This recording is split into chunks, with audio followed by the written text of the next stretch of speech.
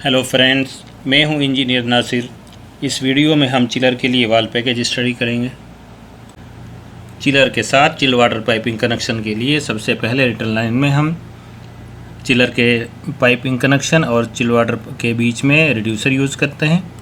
उसके बाद flexible connector या फ्लेक्सिबल कपलिंग, फिर प्रेशर गेज, टेम्परेचर गेज, फिर मोटराइज वाल, बैलेंसिंग वाल, उसके बाद बाईपास विद आइसोलेटिंग वाल, फिर आखिर में आइसोलेटिंग वाल।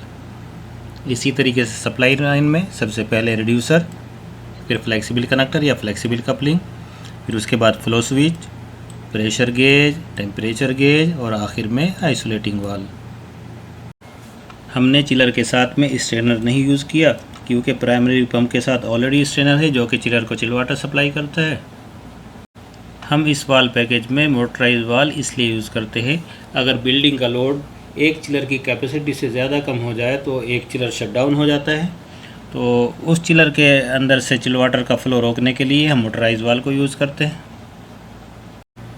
चिलर प्लांट कैसे काम करता है मैं आपको थोड़ा ब्रीफ में बता देता हूँ। ये हमारे पास चिलर है और ये ग्रीन रेक्टेंगल है ये प्राइमरी पंप और जो रेड रेक्टेंगल है ये secondary pump. Primary pump constant speed होते हैं और secondary pump variable speed. Building से चिल वाटर रिटर्न पहले प्राइमरी पंप में आती है और फिर प्राइमरी पंप के थ्रू चिलर को सप्लाई होती है और चिलर के अंदर ठंडा हो गया पानी फिर सेकेंडरी पंप में जाता है और वहाँ से बिल्डिंग को सप्लाई होता है। जैसा कि हम प्राइमरी पंप के साथ में स्ट्रेनर यूज़ करते हैं और प्राइमरी पंप का मकसद सिर्फ चिलर को ही वाटर सप्लाई करना है, तो चिलर से पहले स्ट्रेनर की कोई ज़रूरत नहीं है। चिलर के वाल पैकेज में मोटराइज वाल का क्या यूज़ है इसको ऐसे समझ सकते हैं।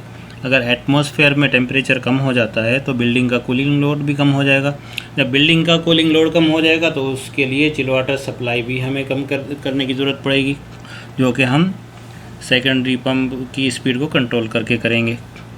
जब बिल्डिंग के लिए चिल वाटर की सप्लाई कम हो जाएगी तो उससे बिल्डिंग से जो चिल वाटर रिटर्न है वो भी कम हो जाएगी और ये चिल वाटर फ्लो के अंदर जो कमी आई है वो अगर एक प्राइमरी पंप की कैपेसिटी या उससे ज़्यादा होगी तो जो हमारा कंट्रोल सिस्टम है वो पावर सेविंग के लिए एक पंप को बंद कर देगा। और ये चिल वाटर फ्लो में जो कमी है एक चिलर या की कैपेसिटी या उससे ज़्यादा अगर होगी तो एक चिलर को भी बंद कर देगा कंट्रोल सिस्टम। जब एक चिलर बंद हो जाएगा तो उसके अंदर से जो चिल वाटर फ्लो है वो भी हमें बंद करना पड़ेगा, तो ये ऑटोमेटिकली मोटराइज वाल बंद हो जाएगी जिससे इस चिलर के अंदर से चिल वाटर फ्लो बंद हो जाएगा।